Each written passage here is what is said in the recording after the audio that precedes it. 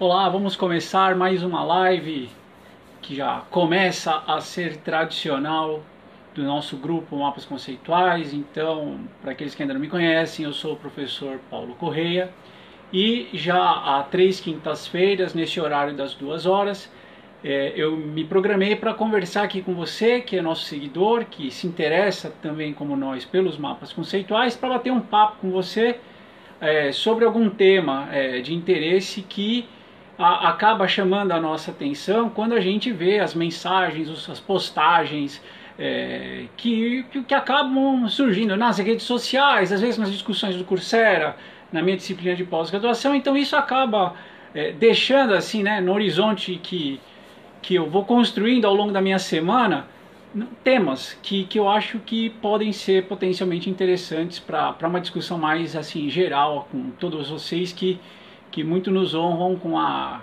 presença e com o acompanhamento frequente de tudo aquilo que a gente tem conseguido postar nas nossas redes sociais, né? Então, antes de mais nada, antes de entrar exatamente assim no tema da live de hoje, que vai de alguma maneira abordar a questão da análise estrutural de uma maneira mais próxima, então eu queria fazer alguns anúncios, né? Enquanto o pessoal vai chegando, eu queria primeiro notar que é o seguinte, né? Eu já comecei com a câmera no sentido certo, né? Então vocês poderiam, por exemplo, bater palmas, fazer um joinha aí para mim, porque olha, ele conseguiu pela primeira vez começar uma live do jeito certo. Então assim, ninguém vai ter torcicolo, quer dizer, se a internet funcionar, então hoje vai dar tudo certo, né? Terceira tentativa é a persistência, né, da gente aprendendo aos poucos para fazer tudo isso dar certo. Então, vamos a alguns anúncios, né? Primeiro anúncio, eu vou pedir para você, né, seguir e curtir a nossa fanpage aqui no Facebook. É um canal preferencial que a gente tem usado para se comunicar com vocês que acompanham o nosso trabalho, que às vezes não conseguem estar com a gente no dia a dia, né? Porque a gente fica em São Paulo e às vezes você está em outra cidade, em outro estado, e é muito difícil esse contato presencial. Então você tem a chance aí de curtir a nossa fanpage e passar a seguir de mais de perto as postagens que a gente faz. A gente também tem um canal no YouTube que desde a pandemia começou a ficar mais ativo, porque a gente descobriu que é possível, né, compartilhar muitos dos nossos conhecimentos na forma de vídeo. Então, por exemplo, as lives de quinta-feira que eu tenho produzido aqui na fanpage, elas depois são arquivadas lá no canal do YouTube. Então, para uma consulta futura ou para aqueles que não podem acompanhar exatamente neste dia e horário, esse material lá fica à disposição. Vai que ele é útil para alguém, então ele fica lá à disposição. Pode passar lá no YouTube, curte o canal, né, pede para se inscrever, curte os vídeos que você achar legal. E também queria lembrar que a gente tem uma conta no Instagram. Esses links todos estão aqui. Se você for lá depois na fanpage, no evento, estão lá na descrição do evento, na discussão. Eu coloquei já todos esses links lá. Se alguém que estiver assistindo puder compartilhar, eu também agradeço. Mas o Instagram, a gente está começando a ativar ele agora também, sobretudo porque a gente vai começar um bate-papo ao vivo com quem está fazendo o curso de mapas conceituais no Coursera. E vai ser uma forma de eu conversar com os membros da minha equipe e da gente conversar com o pessoal que está lá fazendo o curso no Coursera, né? Então, a fazer uma live com 2 pessoas lá no Instagram tem parecido uma solução mais razoável. Só que eu já quero avisar o seguinte, né? Amanhã é Sexta-feira Santa, então a gente não vai ter a live, né, o bate-papo através da live no Instagram. O que nós vamos fazer em substituição a isso, eu vou criar lá uma caixinha de dúvidas. E você vai poder passar lá e deixar a sua dúvida pra gente. Aí depois a gente vai respondendo isso lá pelo Instagram mesmo, ou criando pequenos vídeos, para que a gente não perca essa interação. Mas amanhã a gente não vai ter este horário de bate-papo das 6h30 às 7h. A gente retoma isso na sexta-feira que vem, lá no dia 17, sem maiores prejuízos, tá?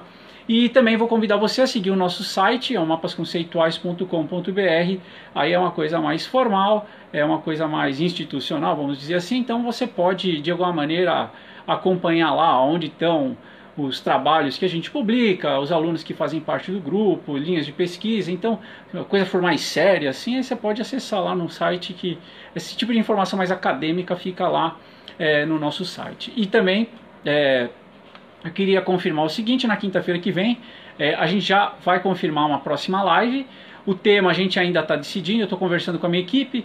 porque a gente está entre dois temas, então vai depender muito do planejamento que a gente tem, porque a gente quer mais criar este hábito de, na quinta-feira, às 2 horas, conversar e interagir com o nosso público para falar sobre mapas conceituais, né? Então, a gente está tentando verificar qual é a melhor sequência para que a gente consiga manter uma certa periodicidade, sobretudo nesses primeiros, né, nessas primeiras experiências. Então, feito esses anúncios, tá?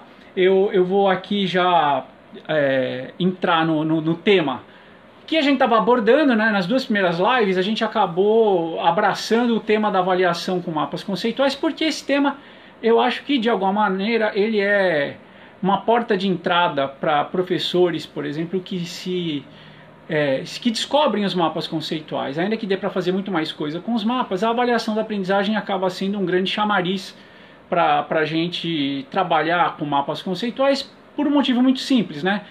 Primeiro porque os grandes usos e modelos que eu vejo quando eu entro numa discussão com mapas é gente falando: ah, eu avaliei meu aluno assim, eu fiz assado. Então, assim, é sempre o tema da avaliação.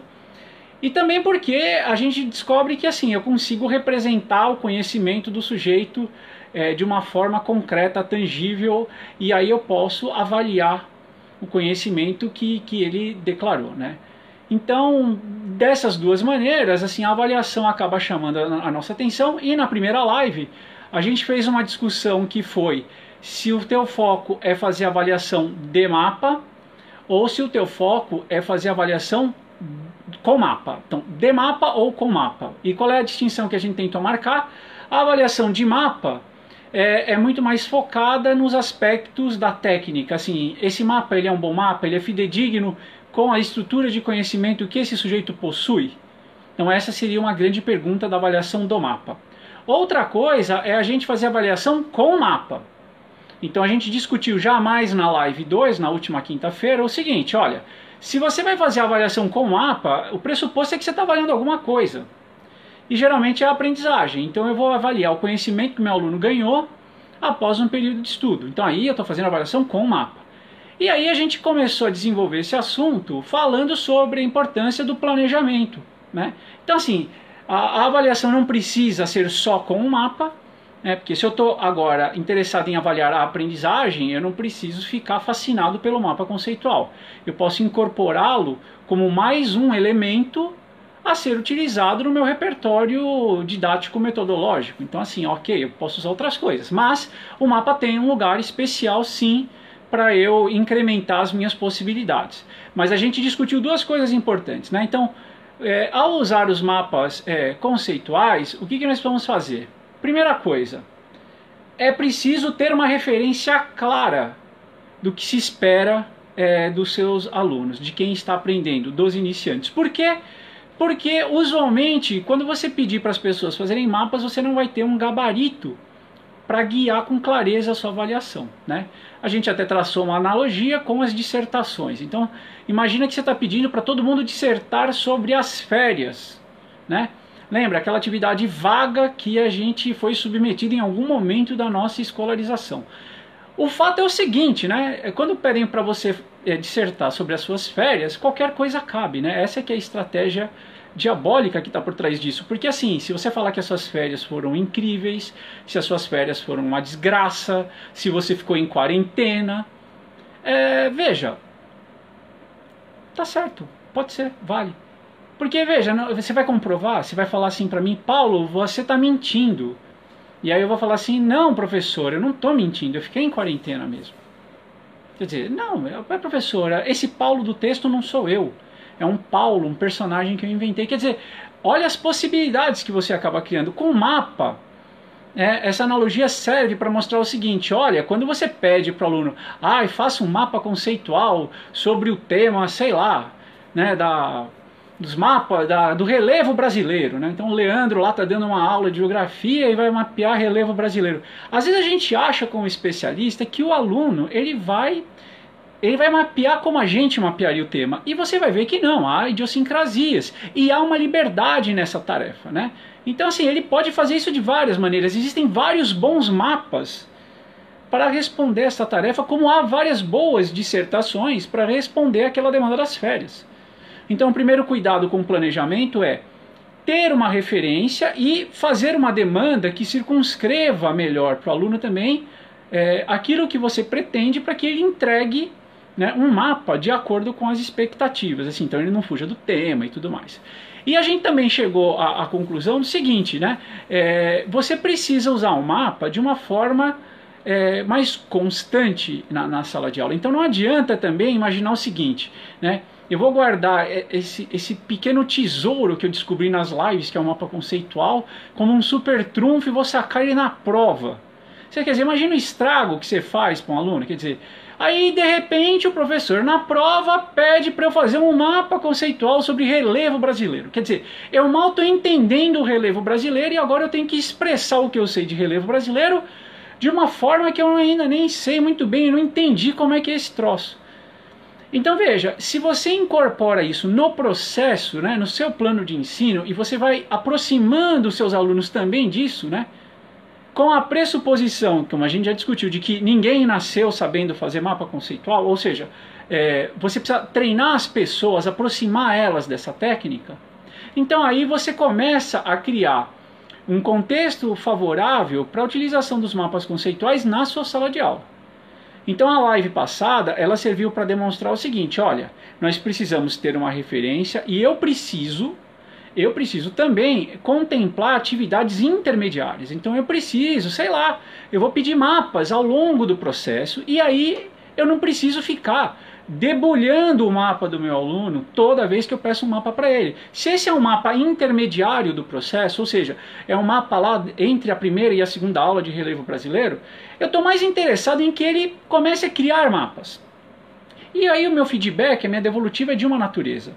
Agora, se eu já estou lá no final, onde essa aproximação à técnica já se encerrou e eu já estou preocupado para verificar se ele sabe a diferença entre os planaltos e as planícies, bom, ali eu vou efetivamente ter que me debulhar sobre os mapas, ler os mapas para identificar possíveis deslizes que eles cometeram em termos conceituais. Então ali eu tenho um conjunto de mapas especiais. Então com este tipo de abordagem eu até consigo já prever no meu tempo em qual momento eu vou ter que investir, né, energia para corrigir detalhadamente um mapa que vai fazer sentido, que geralmente é um mapa de finalização dos temas, né? Não é aquele mapa intermediário.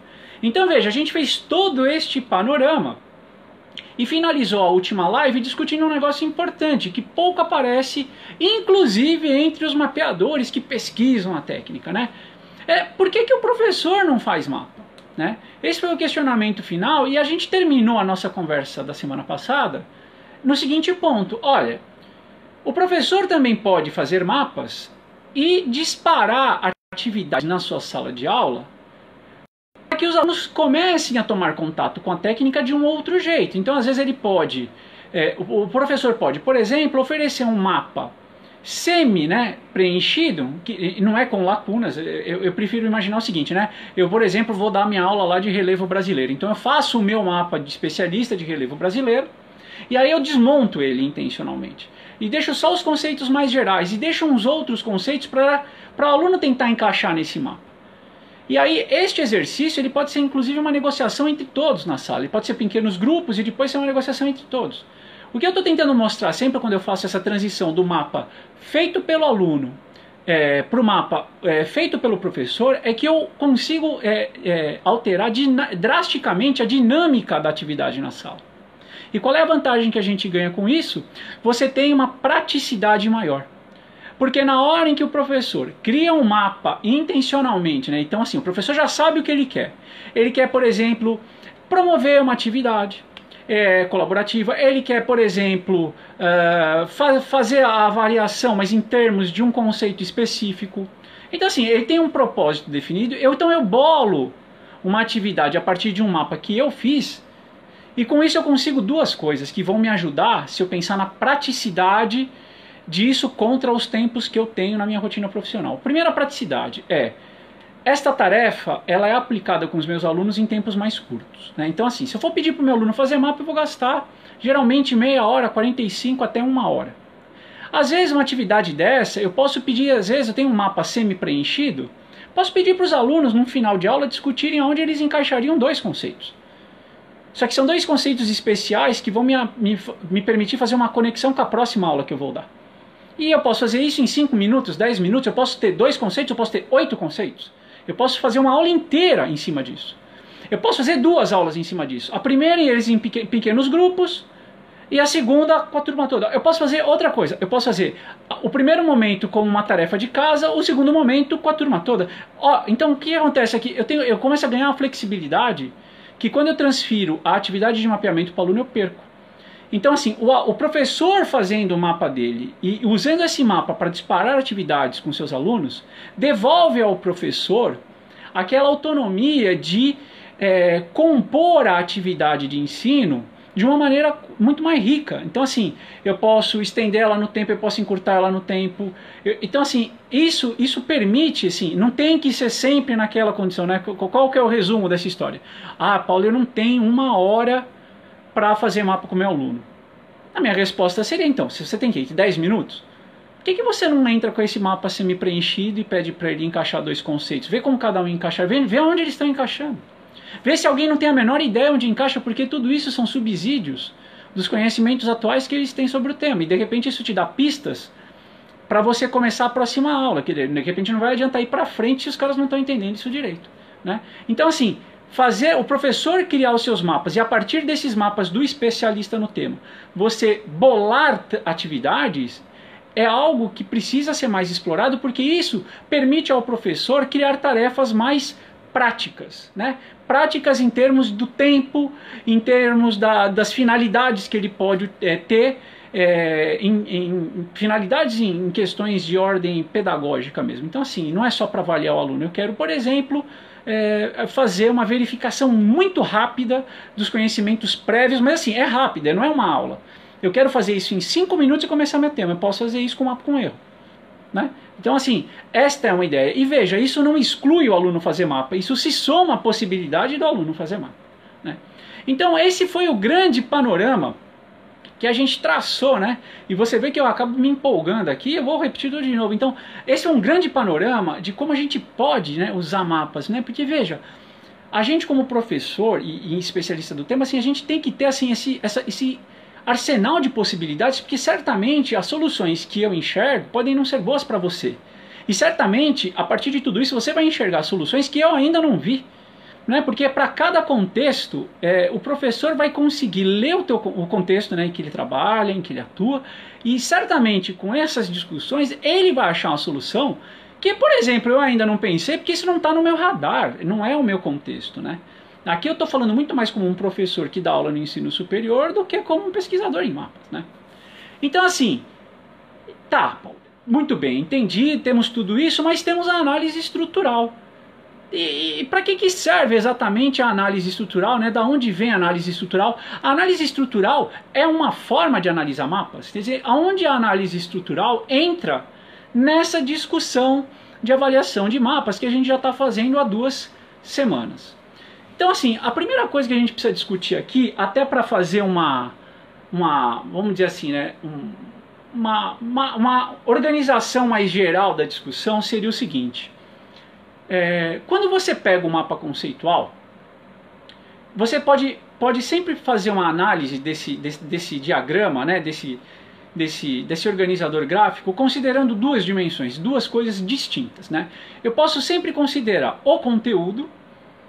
Então assim, sempre que você vai considerar o conteúdo, eu estou pressupondo o seguinte, você vai ler o mapa. Você tem que ler o mapa, não vai ter jeito, né? Então veja, muito daquela avaliação com o mapa da aprendizagem, eu preciso ler o mapa, né? É claro que assim, veja, quando o professor faz o mapa dele, eu estou tentando, em última análise, criar uma forma de embarcar na atividade um conteúdo que eu já sei onde tem erros, ou já sei onde tem incompletudes, e eu vejo como que o aluno reage contra isso. E de alguma forma a reação dele eu vou conseguir inferir se ele está entendendo ou não o tema, tá? Ainda que esse raciocínio seja um pouco mais sofisticado, mas é uma forma, né? O professor fazer o mapa é uma forma de você tentar fazer uma avaliação com o mapa da aprendizagem, sem ter que ler o mapa do aluno, porque aí o professor está entrando com o mapa dele. Porém, tem uma outra forma de você sempre avaliar esse tipo de diagrama, que é analisar a estrutura dele. Então assim, dá para analisar estruturalmente o mapa conceitual? Resposta, sim, dá. Né? Por quê? Porque na hora que você olha o diagrama, então agora qual é o movimento que eu faço? Esquece o que está escrito. Esquece o que está escrito, eu vou olhar só a estrutura. Né? Não importa para mim o que está escrito. Então assim, um primeiro corte que a gente pode fazer na discussão é assim, se me importa o que está escrito, eu estou lendo o mapa, eu estou indo para o conteúdo. Se eu não estou lendo o mapa, então o que está escrito não me importa, eu estou indo para a análise da estrutura. Então o que a gente vai tentar avaliar hoje é assim, tá, mas então que informação eu tiro da estrutura? A primeira reação talvez que você tenha é assim, bom, então eu nunca vou avaliar a estrutura, porque a estrutura não serve para nada. Porque como é que eu vou fazer a avaliação com o mapa da aprendizagem do meu aluno só olhando a estrutura? Então veja, essa discussão ela é necessária por quê?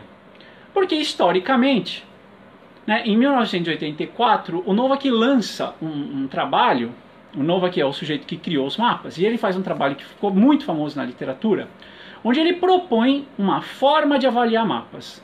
Né?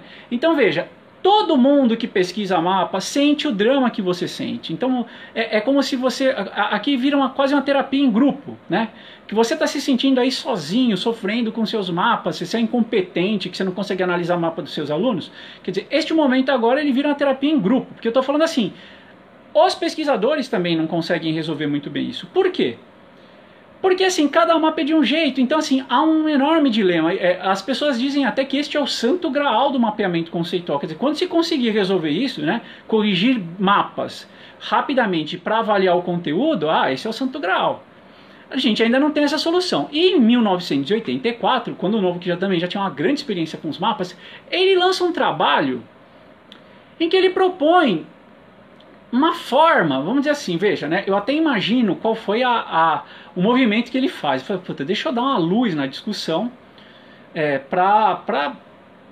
sei lá, eu vou fazer uma proposta aqui, ó, não precisa gostar, mas eu vou fazer uma proposta. E ele lança um esquema de pontuação, né?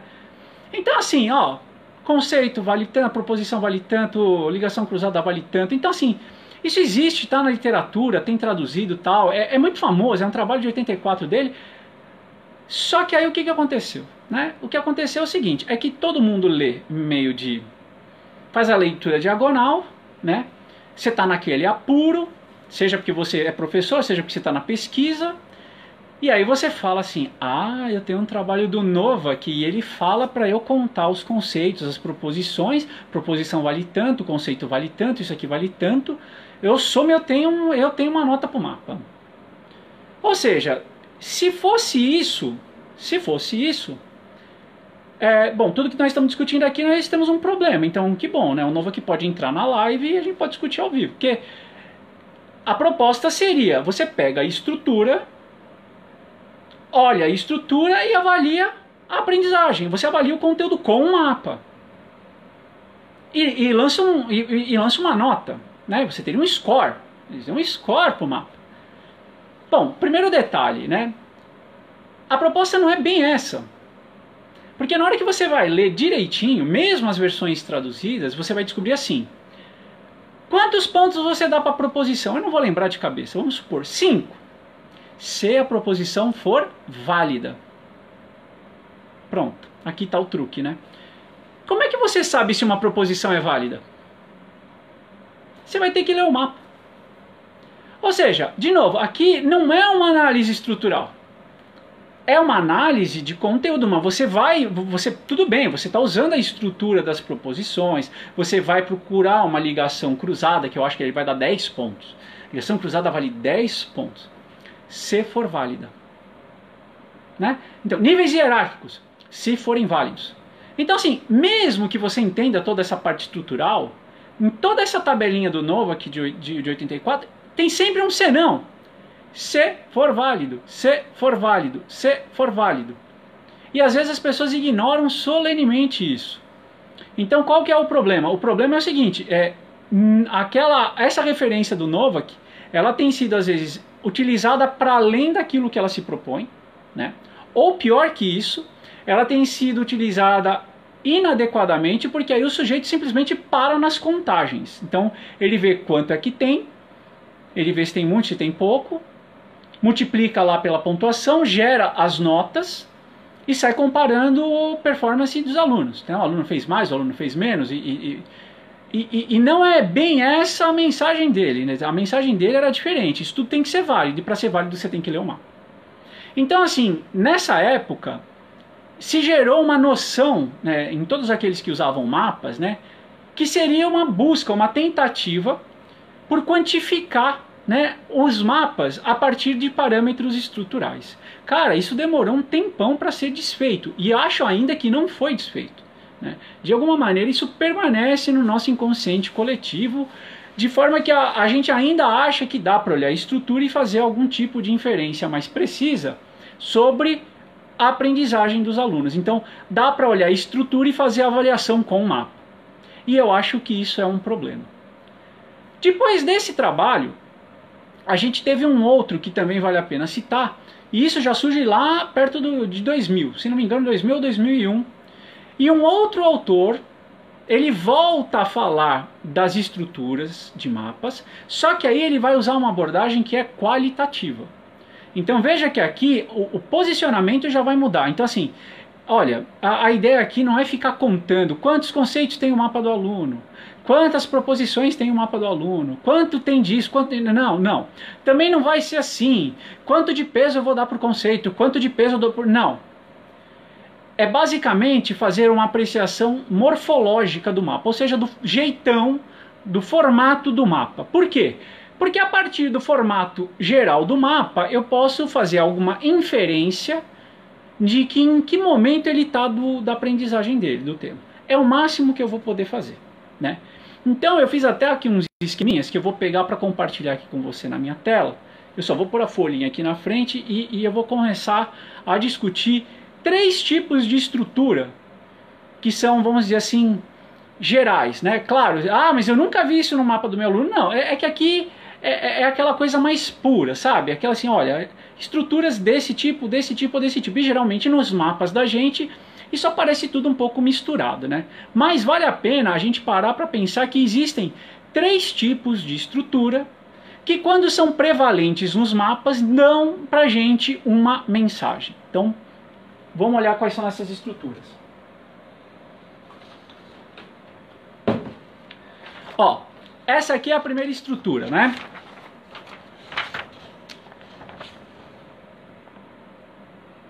Essa aqui é uma estrutura que a gente chama de radial. Ela tem um conceito no centro e a partir dela se derivam todos os demais.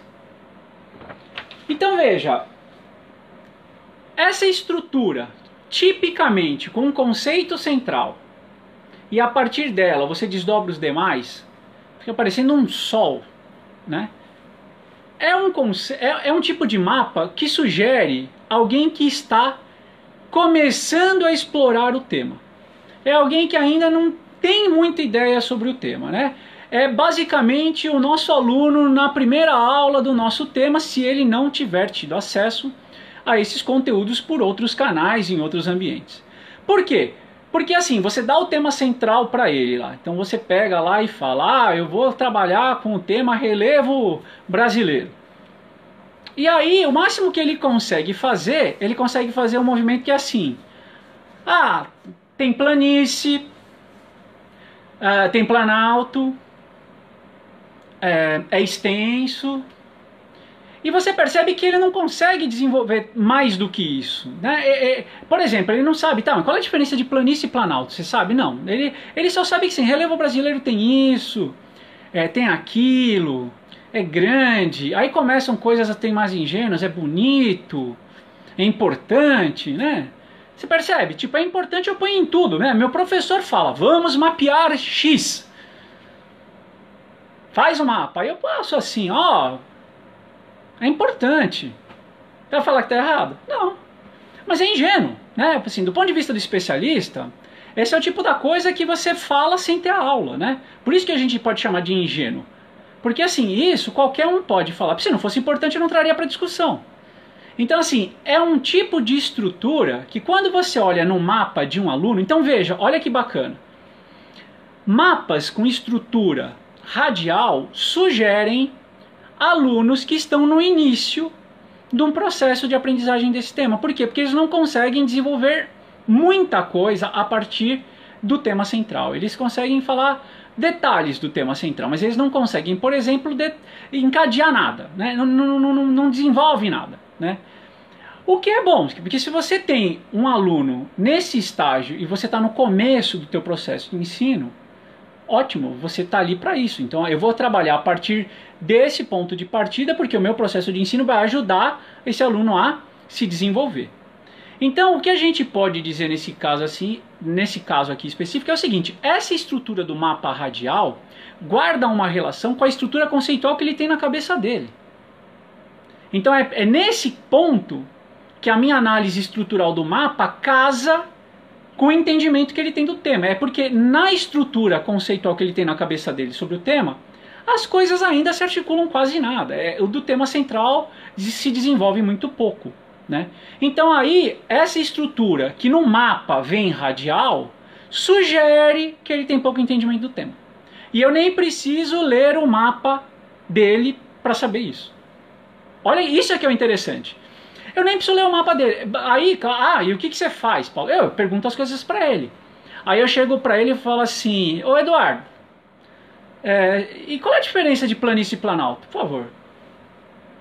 E qual é a minha expectativa? Minha expectativa ou é um silêncio ou é uma resposta ingênua.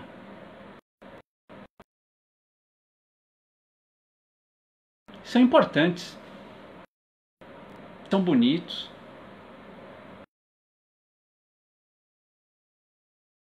Sei lá, nada muito sofisticado, né, do ponto de vista geográfico. Coisas banais assim, coisas que quem não teve a aula também seria capaz de dizer, e eu gostaria do mesmo jeito, né? Passa o Paulo dos mapas na porta da sua sala, você pergunta: aí, qual a diferença de planalto e planície? Eu falo: é porque é bonito, importante. Mas como é feito? Assim, não tem nada de substância ali. Então veja, se eu, por exemplo, estou na minha sala lá, pego esses mapinhas, vejo o mapa radial, eu já posso pegar essa galera e bater esse papo com eles. E aí eu já vou confirmar: não, esses caras estão realmente no estágio muito inicial da discussão desse tema. Não tem substância ali para a gente fazer nenhuma discussão mais profunda. Agora, não é só esse tipo de estrutura, né? Esse é o primeiro tipo de estrutura canônica, vamos dizer assim, pura, que a gente pode ver no mapa. E de novo, né? Ah, mas Paulo, o mapa do meu aluno não é só radial. Beleza, mas se você lá tiver uma parte que é radial, aquela parte sugere uma imersão inicial no tema. Ele ali está começando a engatinhar. Então você pode pegar aquela parte do mapa e fazer uma pergunta sobre aquilo ali. Tá, mas me desenvolve um pouco isso aqui. Provavelmente ele não vai conseguir. Então aí você já tem mais um indício de que, bom, ali eu preciso trabalhar. Agora, uma outra estrutura que também é importante da gente reconhecer nos mapas é essa aqui, ó. Essa aqui é até mais famosa, né? Ó. Essa aqui é a estrutura linear, né? Esse aqui é o famoso assim: ah, então fluxograma é mapa conceitual? Você já não ouviu essa pergunta? Ah, fluxograma não é mapa conceitual? Não, não é, né? Por que que não é? Porque chama fluxograma. E o mapa conceitual chama mapa conceitual, né? Se fosse a mesma coisa, teria o mesmo nome. Então assim, se um chama fluxograma, é porque deve ter alguma regra específica para você compor um fluxograma. Aqui o que você tem é um mapa conceitual, só que como é que aparecem os conceitos, por exemplo, desse segundo aluno? Encadeados um atrás do outro. Então aparece assim: A tem a ver com B, que tem a ver com C, que tem a ver com D, que tem a ver com E. Então já não é mais um sol, né? Não é o conceito central do tema que você vai discutir e dele partem os outros. Não, aqui já aparece uma coisa, veja, olha que interessante, mais sofisticada. Porque não é de relevo parte tudo.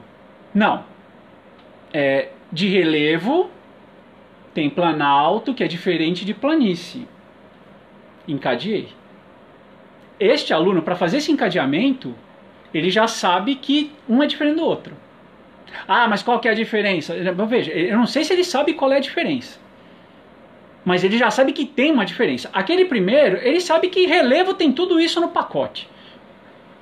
Olha, tem planalto, planície, tem também bacia, tem também montanha, tem serra. Aí ele começa, né? Aí vira um pacotão. Aí ele vai falar tudo que vier na cabeça e você vai falar, não, ó, dessas 200 coisas só tem essas 5. Aí você vai falar, aí ele vai falar assim, então eu acertei, né? E, claro, ele falou tudo que veio na cabeça dele na expectativa de acertar as 5 coisas principais de relevo. Aqui, nesse caso, quando o cara já tenta encadear, ele já está um passo à frente.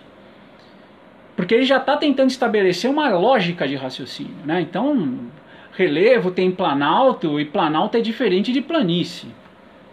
Opa, peraí, isso aqui já é diferente, né? Então, assim, as relações conceituais, quando aparecem com encadeamento linear, já mostram um grau de sofisticação maior. Mas, aqui ainda nós temos um problema, né? Porque, de novo, quando você tem um encadeamento linear muito grande, se perdem as possíveis relações entre esses conceitos da cadeia linear. Se você tem A que tem a ver com B, que tem a ver com C, que tem a ver com D, que tem a ver com E, e aí o aluno me mostra esse mapa, eu pergunto para ele assim, o conceito B de bola não teria alguma relação com o conceito E de ervilha?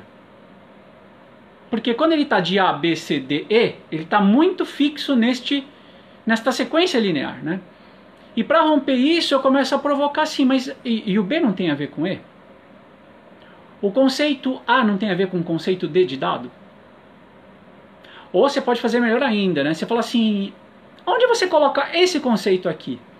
E aí eu já percebo assim, eu estou dando para ele um conceito que eu vou explodir a cadeia linear dele. Ele não vai ele vai tentar pôr isso lá como um conceito F, mas ele não vai conseguir não. Ele não vai conseguir não, ele vai falar, não sei o que eu faço. E de repente você vai falar assim, por que você não reorganiza essa sequência linear de uma outra forma? Né? Agora, qual é a característica marcante das sequências lineares? Né? Quando a sequência é linear, geralmente você tem um conteúdo que está orientado a um objetivo. Olha que interessante. Então assim, A, B, C, D, E em cadeia, eu estou orientado a algum objetivo. Aí agora vem você e fala, tá vendo? É o fluxograma.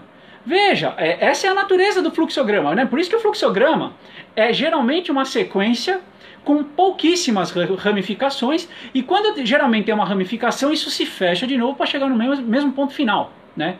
Então assim, você tem algumas variações, mas a ideia é que você começa no início, chega no fim, ainda tenha uma ou outra bifurcação, ou você não tem infinitas possibilidades ali. Então você vai cercando o início e o fim.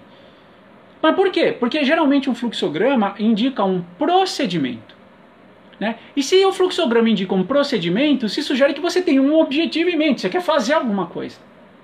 Não à toa, quando eu quero fazer alguma coisa, na minha cabeça, como é que estão as estruturas de conhecimento?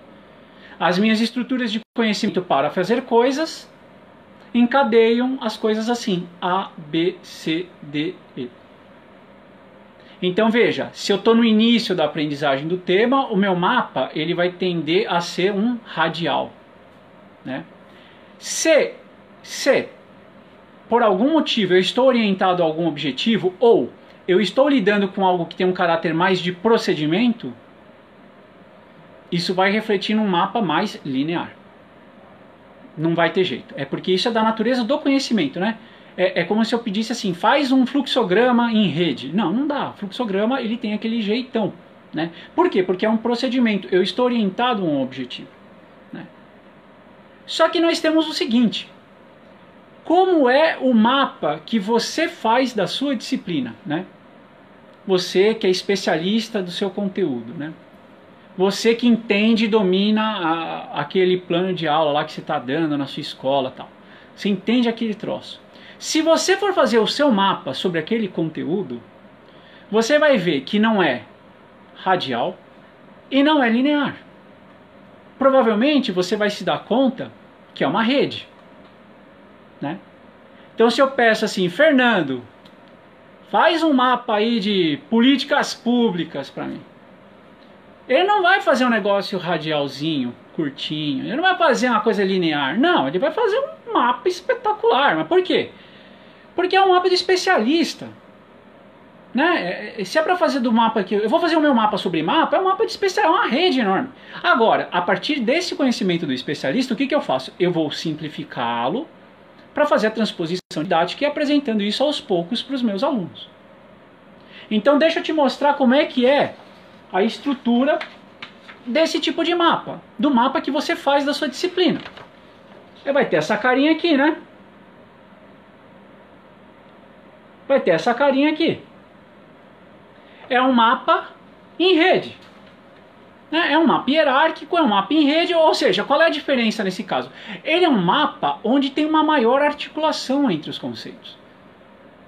Então esses mapas onde você tem maior articulação entre os conceitos, sugere que o mapeador tem um maior domínio daquilo que ele está mapeando. E veja o cuidado que eu tomo em usar os verbos, né? Eu disse que ele entende mais? Não, eu disse que sugere. Porque aquele cara que está lá no começo, fazendo o mapa radial, ele não vai conseguir fazer isso, nem que você obrigue, ele não consegue, ele não tem vocabulário, repertório. Agora, se você falar assim, tá bom meu filho, esquece o mapa do relevo que você não está entendendo. Agora faz um mapa de um tema que você entenda. Pega um hobby que você curte de montão e faz um mapa. Ah, lá ele vai fazer uma rede. Lá ele vai fazer uma rede, lá sai a rede da cabeça dele. Então o que a gente está tentando discutir aqui hoje?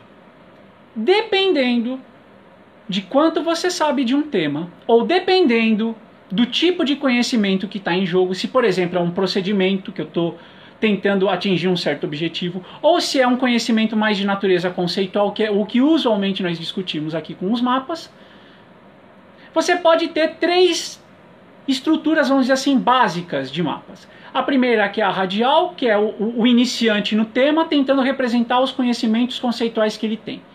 Então, geralmente, é aquela ideia assim, é o conhecimento prévio que ele traz, que geralmente, por exemplo, imagina que agora eu vou levar esse conhecimento para a sua aula, para a sua disciplina, e eu não sei nada. Então não adianta também você, professor, ficar aí com essa cara toda.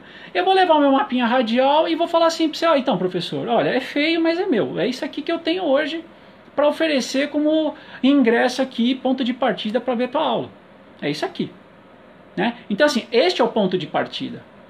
E aí você fala, bacana, meu, Paulo, você vai suar muito aqui, você vai ter que estudar demais, porque você não sabe quase nada. E aí talvez eu fale, eu estou aqui para isso. Né? Esse é o mundo ideal, né? Esse é o mundo ideal. Mas a ideia é essa. Então, assim, aquele mapa radial, ele é típico do aluno que está entrando, que está começando, que tem poucos conhecimentos prévios. O mapa linear, ele geralmente ou já mostra algum grau de encadeamento, o cara está chegando na rede, então a primeira possibilidade é, ele está chegando na rede, tá. Só que ele ainda não percebe que o conceito B de bola tem a ver com E de ervilha, que o conceito A tem a ver com D de dado. Por quê? Porque, cara, o cara fazia aquele mapa radial e agora ele já começa a falar que o relevo tem planalto que é diferente de planície. Isso pro cara é uma vitória. Qual que é o próximo passo que você tem que fazer com ele agora? Agora você tem que provocar ele a pôr planície e planalto em contraste com algum outro conceito e aí sim ele começa a fazer uma rede.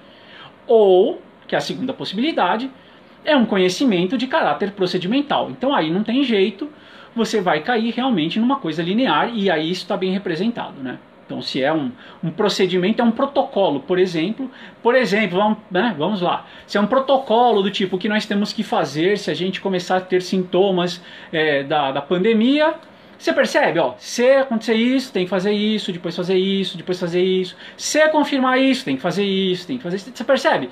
É uma coisa sequencial.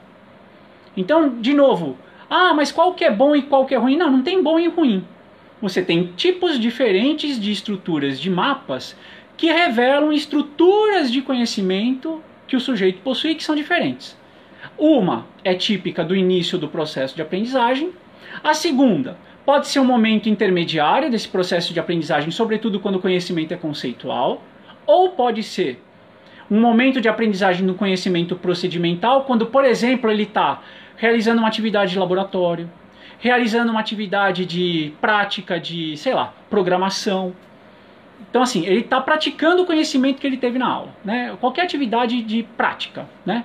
É que o laboratório me ocorre mais porque, como você já sabe, eu sou químico. Então, assim, essa atividade no laboratório, essa atividade no laboratório de informática, qualquer coisa que tenha esse caráter mais prático, de aplicação do conhecimento, usualmente pode ter um caráter mais linear. E com o passar do tempo no processo de ensino, a estrutura de conhecimento que ele tem na cabeça dele, estrutura de conhecimento da cabeça dele, começa a migrar para o formato de uma rede. Mas por que isso acontece? É porque ele está articulando melhor os conceitos. Alguns conceitos ele não possuía. Você ofereceu durante a sua disciplina e ele passa a incorporar aquilo no repertório dele. Outro movimento que acontece é, ele tem já alguns conceitos, só que ele passa a relacionar melhor ele com outros conceitos.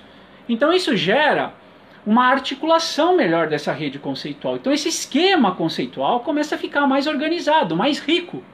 Ou seja, começa a ficar com cara de uma rede.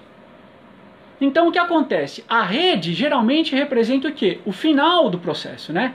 Não o final assim, agora o cara sabe tudo, mas assim, se a gente pensar no mapa que você fez da sua disciplina, a gente pode imaginar o seguinte, ele começa a ficar com cara de especialista. Essa é a transição que eu gosto de pensar, né? Eu não sei se ele sabe tudo o que eu sei, mas ele começa a ter cara de especialista. Porque agora ele começou a fazer um mapa em rede. Ele deixou de fazer mapa radial, ele deixou de fazer mapa linear, o mapa dele está em rede. Tá bom. Aí você olha para o mapa dele e fala, Paulo, mas a hora que eu leio a rede dele é muito ruim. Cara, você é especialista. Começa a sugerir coisas para ele a partir, mas ele já está em rede. O que a gente vai fazer agora é melhorar a rede dele, mas ele já está articulando em rede. O que falta agora é fortalecer, às vezes, alguns conceitos. Por exemplo, quais são os conceitos mais importantes da sua disciplina? Se ele já estiver nessa rede, ainda que essa rede seja ruim, tem que falar para ele assim, ó, fulano, ô Fernando, vai lá e revisa esse conceito aqui. Esse conceito aqui é fundamental. Se você entender esse conceito, você vai entender o resto. Só que aí, se o mapinha dele já está em rede, pô, isso aí vai iluminar ele. Ele vai começar a sacar isso. Não vai ser só mais aquela coisa assim, ah, eu vou ler isso aqui porque o professor me pediu, não. O aluno vai começar a perceber assim, nossa, eu entendi isso aqui, eu conheci entender o resto. Nossa, agora eu entendi isso e aquilo, eu vou ter que revisar o meu mapa inteiro. Porque isso mudou a forma como eu entendo o tema. Então, o que acontece? Essa análise que a gente chama aqui de estrutural, ela tem uma conexão com a avaliação com o mapa? Sim, tem. Só que veja, é exatamente nesta medida. Né? Ela dá um indício de como o mapeador, que nesse caso pode ser o iniciante no tema, pode ser o nosso aluno, ele está no processo. Né? Se ele está lá no começo ou se ele já está evoluindo na direção de um especialista, até porque também, se o seu mapa já está em rede e a tua rede começa a ficar bacana, eu já não vou ficar aqui mais falando o beabá das coisas, certo? Eu já vou começar a falar assim, olha, faz o seguinte, Melissa, vai lá e lê o próximo capítulo, você já dá conta, tá? O mapa já tá bom. E, mas você não vai discutir ele na próxima aula. Eu falo, não vou, mas você já pode ir lendo, porque você dá conta. Tá? Aliás, você vai ler e você vai apresentar daqui 2 aulas, pronto. Por quê? Porque eu começo a ver diferenças até na minha turma.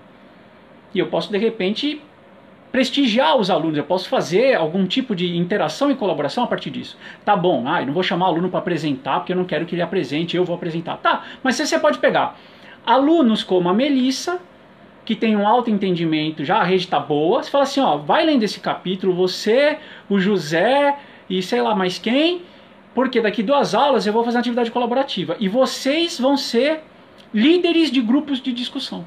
Olha que bacana.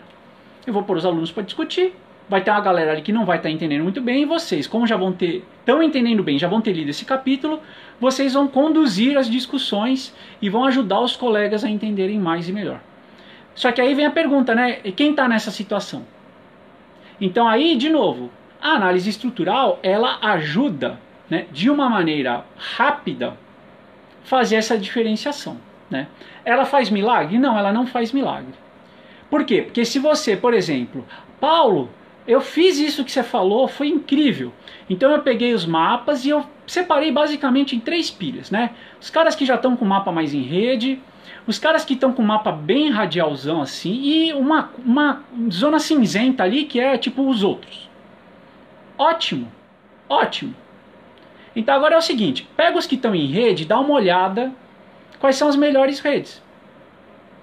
Não precisa ficar debulhando o mapa. Vai lá e quais são as melhores redes? Esses alunos são os alunos que eventualmente podem liderar esses grupos.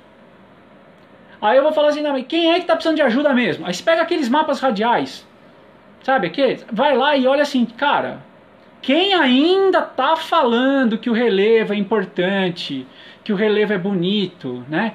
Que as políticas públicas são importantes. Olha como é curioso, né? Que as políticas públicas são importantes, que a política pública é bonita, e que a química é importante, que a química é bonita. Você percebe, cara, você pode pôr isso em tudo. Ou seja, é uma visão muito ingênua. Esse é o cara que precisa de ajuda. Então, de repente, eu vou fazer agora o quê? Uma atividade semana que vem em grupo e eu vou aproximar esses extremos. E o pessoal da zona cinzenta eu vou distribuir nesses grupos. E eu vou ver que efeito gera. Né? Claro que eu também posso fazer, eu faço essa estratégia e eu posso também fazer uma coisa que eu gosto muito, principalmente nas minhas aulas, que é fazer o seguinte. Aí você pega, né? Vamos imaginar que a gente vai montar essa atividade colaborativa. Então veja, eu pedi para os alunos fazerem um mapa e eu consegui administrar a avaliação dos mapas deles sem ter que debulhar mapa por mapa, como se fosse um mapa de processo, né? Aqueles mapas intermediários. Então aí eu faço o seguinte, peguei as pilhas dos radiais, as pilhas em rede. Dos melhores em rede, né? Eu pego um exemplar e levo para discussão em sala. Porque aí o que eu vou fazer? Eu vou discutir com todos os meus alunos virtudes de um bom mapa. Entendeu? Aí se você tiver condição, se você tiver mais de uma turma, sabe o que você faz? Pega um aluno de uma outra turma e leva para discutir nessa. Porque assim, pouco importa quem é o mapeador. Eu não estou querendo falar bem do Leandro. Olha, o Leandro entende de relevo. Olha o mapa do Leandro. Não. Olha, eu peguei um mapa aqui de um aluno, olha, não é nem desse ano, viu? Não é nem dessa turma. Não importa, mas assim, é um mapa que foi feito nessas condições, né, nessa altura do campeonato, e aí você discute com os alunos. Olha que bacana, olha como esse cara ligou os conceitos mais ou menos em rede, olha como está articulado. Por quê? Porque isso está servindo de recado para aquela galera da zona cinzenta, que está meio linear, está meio radial, para os caras que estão radiais. Tá servindo para apresentar como tem aluno na sala entendendo o tema. Então veja, não é assim, eu estou dizendo como é que é o tema. Então você já começa a mostrar assim, ó, tem aluno aqui entendendo o tema já, que as planícies e os planaltos se relacionam desse jeito. E aí você vai lá e chancela e fala, isso aqui já faz sentido, é bem por aqui, ó, o caminho tá bom. Então você abre essa atividade colaborativa já mostrando um bom mapa. E aí você dispara, por exemplo, uma atividade colaborativa, mas eu induzi a formação dos grupos para mesclar gente que está sabendo bastante com gente que está precisando de ajuda. E para isso eu consigo administrar, né, todo este processo fazendo uma análise estrutural da morfologia dos mapas. Perceba, eu não gerei score, eu não gerei nota, eu não fiz nada disso. Eu simplesmente estabeleci uma relação que foi a seguinte. Mapas com caras de radial sugerem alunos que têm poucos conhecimentos prévios sobre o tema. Mapas com cara linear sugerem que haja algum encadeamento ou que o conhecimento é de característica procedimental porque o aluno está orientado a algum objetivo. Mapas que estão em rede já sugerem um mapa com cara de especialista, ainda que a rede pode ser pobre. Né? Aí você vai fortalecer a rede, mas ele já não pensa mais nem linearmente e nem como um radial. Então a partir daí eu começo a trabalhar na sofisticação da rede. Então nesse contexto, a avaliação dos mapas, só olhando para a estrutura, ela cumpre um papel super legal. E foi isso que o Kishin propôs lá em 2000. Então eu falei que teve um artigo do Novo aqui em 84, que lamentavelmente ele foi muito mal interpretado, então aí todo mundo começou a fazer contas, né, e a buscar um score quantitativo a partir da análise estrutural e a partir desse score quantitativo fazer inferências da aprendizagem, o que realmente é um salto muito complicado, porque para você depreender a aprendizagem do aluno, você tem que ler o conteúdo que ele mapeou, não vai ter outro jeito. Mas em 2000 o Kishin ele faz essa aproximação, olha, os mapas têm relação com a estrutura de conhecimento dos alunos. Estruturas de conhecimento radial, linear e em rede sugerem essas coisas. Então mapas conceituais com estruturas radial, linear e em rede podem servir de indicadores de momento em que o aluno está na aprendizagem. Então este é o limite da nossa análise estrutural, né? Para a gente terminar, eu tenho duas perguntas que eu quero registrar, que eu recebi várias, mas duas foram super bacanas e eu quero comentar aqui com vocês. E só fazer uma ressalva, né? Tá, então como é que o nosso grupo de pesquisa entende a análise estrutural? A gente vê que a análise estrutural ela tem que ser usada exatamente como a gente descreveu aqui, com esse viés qualitativo, justamente para tentar detectar padrões de estrutura de conhecimento, para saber se o cara está iniciando, se ele já tem um bom entendimento, se a estrutura dele precisa ser reforçada, né? Se eu dou um livro fácil ou difícil para ele ler, quer dizer, em que momento que ele está. Ou eu posso usar os parâmetros quantitativos da análise estrutural. Então aqui temos um comentário importantíssimo, a gente não pode terminar sem comentar isso. Tem um caso em que fazer conta com a estrutura de mapa se justifica, que é para verificar se o sujeito é proficiente na técnica de mapeamento. Então não é à toa que quando a gente lá, ao desenvolver o curso online no Coursera, a gente propõe na semana 3 que o cursista leve o arquivo que ele vai avaliar de mapa para o site do nosso grupo de pesquisa, aonde a gente tem uma ferramenta que faz essa análise automaticamente. O que essa ferramenta faz? Ela faz contas a partir dos elementos estruturais do mapa. Por quê? Porque é possível a gente ter uma ideia do nível de entendimento que esse sujeito tem da técnica a partir de parâmetros quantitativos de análise estrutural. Ou seja, eu estou querendo dizer o seguinte, para saber se você sabe ou não fazer mapa, eu não preciso ler teu mapa. Se o meu objetivo for saber se você entende a técnica, eu não preciso ler o teu conteúdo. Fazendo uma analogia, se eu preciso saber se você sabe usar o Word, pouco importa o que você escreveu. Pouco importa. Eu quero saber se, por exemplo, você sabe pôr negrito, se você sabe fazer capa, se você sabe pôr itálico, se você sabe fazer sumário automático. É isso que eu quero saber. O conteúdo pouco importa. Então, fazendo de novo essa analogia, a gente desenvolveu uma estratégia para fazer uma verificação de proficiência na técnica de mapeamento, que isso sim tem alguma relação com parâmetro quantitativo de análise estrutural. Só isso. Só isso. Então a única coisa que eu faço hoje que remete a cálculos a partir de estrutura de mapa é para ver se o sujeito sabe ou não fazer mapa conceitual. Técnica. Técnica. Ele sabe usar a técnica. Se eu tiver... Então, de novo, né, só para a gente resumir. A análise quantitativa estrutural é para fazer a análise do mapa. Se é um bom mapa. Se está bem na técnica. Por quê? Porque se a análise com o mapa da aprendizagem, aí é o seguinte, dá para usar a análise estrutural qualitativa a partir dessas estruturas que eu descrevi na live de hoje. Eu acho que é um caminho bom, porque você também ganha tempo, agilidade, já dá para fazer um montão de coisa na sala de aula. E não tem jeito, aí tem que ler o conteúdo. Né? Eu havia dito que para analisar mapa você tem duas coisas que você pode fazer, que é ver a estrutura, discutimos pra caramba, e ver o conteúdo. O ver o conteúdo a gente já discutiu na aula passada.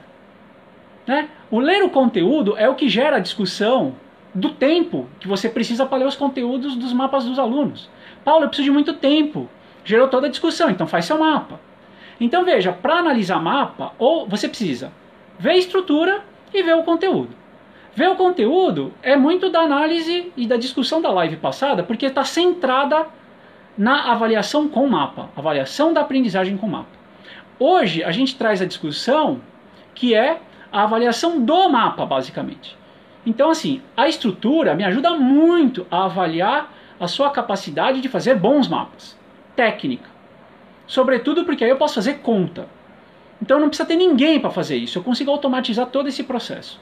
Continha, faz continha e eu vou te dar um indício ali se a coisa está indo bem ou não.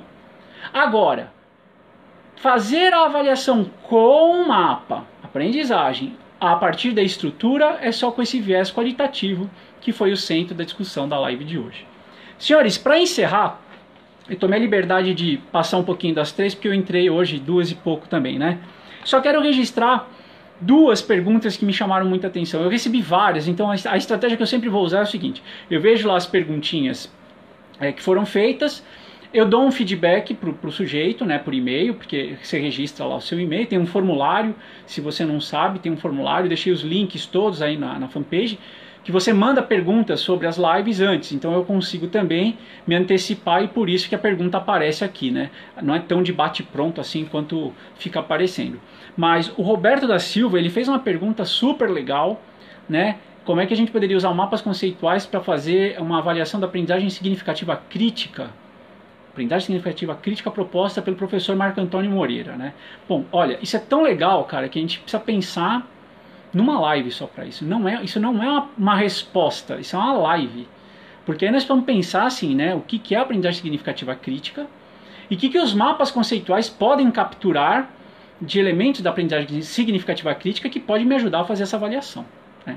E a outra pergunta foi a pergunta da Marília, que é lá da Unicentro, que foi uma pergunta que tem muito a ver com tudo que nós discutimos hoje, né? Ela pede valores de referência da análise estrutural. Então, Marília, a questão é a seguinte: a gente está agora criando um banco mais robusto de dados para apurar esses valores de referência, tá? E de novo, eu faço um alerta, né? Esses valores de referência, então assim, se você me pede um valor de referência, eu estou pressupondo que você está falando da análise estrutural quantitativa. Se a análise estrutural é quantitativa, é para fazer o quê? Ver se o cara é bom ou não na técnica. Então aqui de novo, não vamos ter a ilusão que você vai ter uma nota de corte, que se o cara tiver um parâmetro menor que tanto, ele não sabe, e se ele tiver um décimo a mais, ele passou a saber, né? A aprendizagem é mais complicada do que isso. Então, a gente aqui vai trabalhar sempre com faixas. Esse é mais um indicador que a gente vai ter do seu aprendizagem. Lá no Coursera, por exemplo, curso online que a gente desenvolveu em parceria com a USP, eu não tenho só isso para avaliar o meu cursista. Cara, o meu cursista, ele faz teste, ele faz exercício, ele faz projeto, ele faz um monte de coisa. E também faz análise estrutural do mapa. É mais um elemento no processo de avaliação dele. Então assim, é claro que vale a pena considerar esse parâmetro, sim. Só que eu não vou confiar só nele, né? Então eu acho que isso é bom para a gente também circunscrever bem as possibilidades numéricas. Então assim, de novo, há um santo graal na área de mapeamento conceitual, né? Se você achar uma forma automática de tirar mais informação do mapa, por exemplo, em termos de conteúdo, nossa, você vai ser o próximo Joe novo aqui da nossa área, porque assim, esse é o grande desafio. Mas eu vou avisar, cara, tem muita gente séria pensando nisso e isso é muito difícil. É tão difícil que muitas vezes acaba sendo a melhor solução qual? Assim, pede para o professor ler os mapas. Vai ser mais rápido e vai ser mais fácil. E ele faz uma arbitragem comparativa dos mapas dos alunos. Senhores, eu gostaria de novo agradecer a presença de vocês. Eu fico muito feliz de ter tanta gente aqui presente na nossa live. Já está virando um encontro com dia e hora marcado. Quinta-feira que vem a gente confirma, então de novo, nós vamos estar aqui nesse mesmo dia e hora, né? Então na quinta-feira, acho que é dia 16, às 2 da tarde. Eu só vou definir com a minha equipe o próximo tema para a gente manter um certo encadeamento, para não ficar sem ter a live das quintas-feiras. E termino desejando para você e para toda a sua família uma feliz Páscoa, que a gente tenha dias mais tranquilos pela frente e sobretudo com muita paciência, né? Porque não é fácil ficar em quarentena, nós temos que ficar em casa e respeitar da melhor maneira possível as instruções das autoridades. Então vamos aproveitar para interagir por redes sociais e aproveitar para trocar um pouco de experiência e conhecimento. Um abraço a vocês, feliz Páscoa a todos e até a nossa próxima live.